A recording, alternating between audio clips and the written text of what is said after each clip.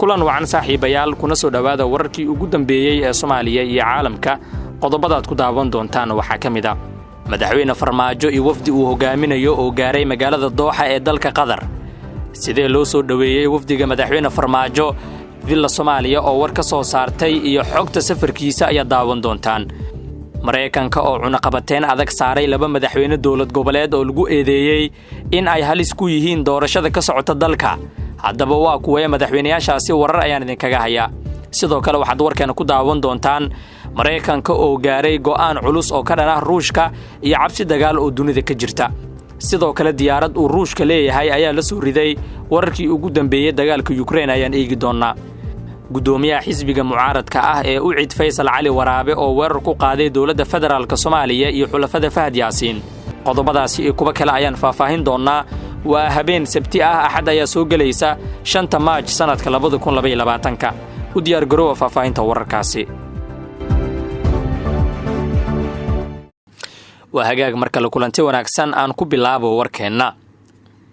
madaxweynaha dawladda federaalka Soomaaliya mudane Maxamed Cabdullaahi Farmaajo iyo wafdi uu hogaaminayo ayaa gaaray magaalada Dooxa ee dalka Qatar halkaasi oo uu ku tagay safar shaqo oo 2 maalmood ah sida lagu shaaciyay qoraal ka soo baxay madaxtooyada Soomaaliya wafdiga madaxweyne Farmaajo ayaa si weyn loogu soo dhaweeyay dalka Qatar madaxweynaha oo martiqaad ka helay amiirka dawladda Qatar Sheekh Tamiim bin Mohammed Al-Thani ayaa kala hadli doona xoojinta xiriirka labada dal iyo sidii dawladaha Soomaaliya iyo Qatar ay u sii balaarin lahaayeen iskaashiga miradhalka ah ee dhinacyada maalgashiga diblomaasiyadda iyo horumarinta kaabayaasha dhaqaalaha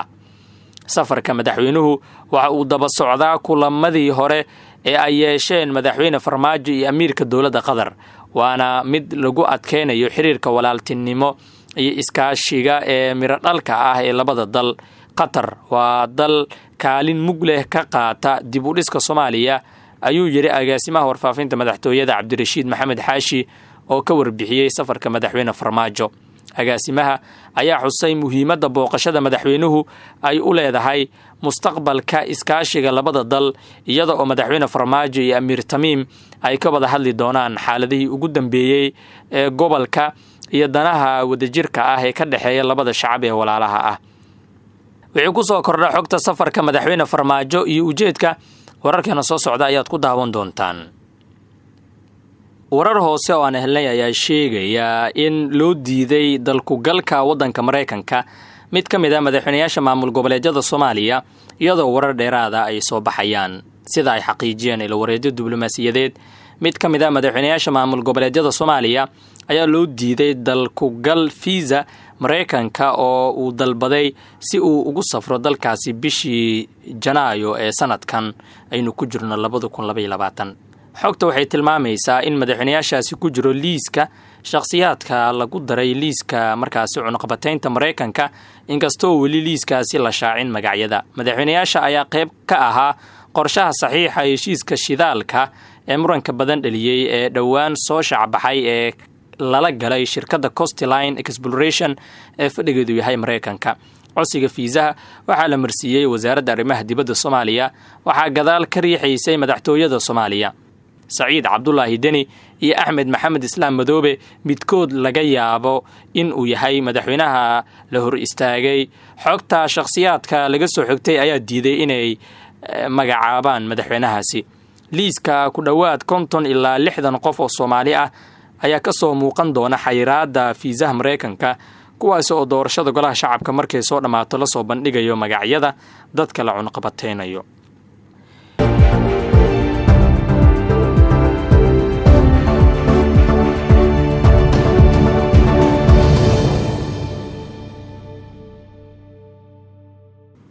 xogayaha arrimaha dibadda Mareykanka Antonio Blinken ayaa mar kale ka dhawaajiyay taaka kasta oo kamid ah wadamada xubnaha ka ah NATO inuu Mareykanka difaacayo Blinken ayaa hadalkaasi ka sheegay xilli uu booqanayay wadanka Poland Antonio Blinken wuxuu sheegay Poland inay jawaab wanaagsan ka bixisay dagaalka Ukraine iyada oo Kiev arrimaha sirdoonka gacan ka siiyay isla markaana taageertay cunaqabateynta la saaray Ruushka wuxuuna Blinken intaa ku daray Mareykanka inuu gargaar bini'aadanimo u fidinayo Poland iyo wadamada kale ee ay qaxootiga ku soo markaasi jabeen Blinken oo shir jaraa'id ku qabtay Razes Zow ee dalka Poland wuxuu sheegay Mareykanka iyo Poland inay isku garabsanayaan taageerada Ukraine.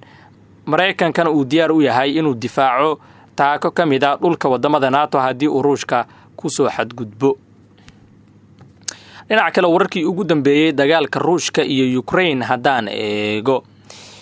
duulaanka uu Ruushka ku qaaday Ukraine ayaa galay maalintii 10aad. magaalooyin dhowr ah oo ka tirsan Ukraine waxaa ka socda duqeymo iyo gantaalo lagu garaacayo halkaasi. wararka waxay sheegayaan in meelaha qaar uu ka socdo dagaal foolka-fool ah oo u dhexeeya ciidamada Ruushka iyo kuwa Ukraine. Ruushka iyo Ukraine waxay ku heshiiyeen xabad joojin ku meel gaar ah oo looga dhawaaqay magaalooyinka Mariupol iyo Volnovakha. muuqaal ay baahiyeen ciidamada Ukraine ayaa muujinaya diyaarad uu leeyahay Ruushka oo ku dhacday gudaha Ukraine.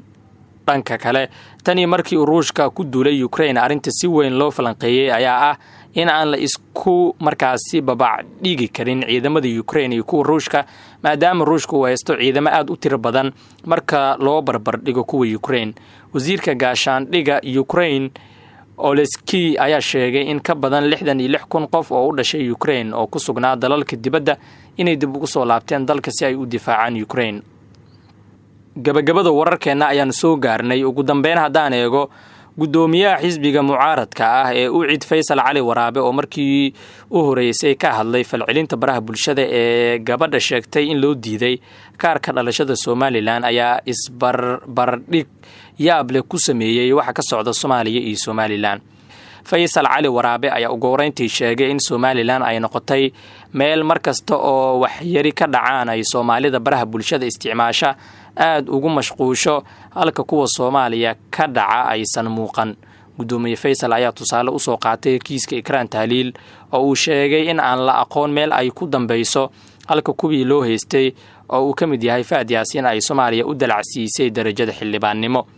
Faysal Cali Waraabe ayaa ugu dambeyntii ku baaqay in haddii wax qaldani uu jiro la saxo oo gabadhaasi cabashadeeda ku faaftay baraha bulshada la siiyo dhalashadeeda Somaliland. si kasta tan iyo markii ay soo baxday arinta gabadha sheegtay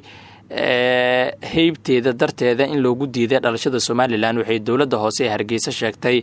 in aanay marin wadadii sharciga ahayd ee ay ku heli lahayd dhalashada ayna been abuur ka samaysay xogteeda shakhsiga ah lana siin doono haddii ay soo marto wadada saxda ah. wararkaasi ayaa Soomaaliya xilligan ugu waaweynaa ee nabadgelyo.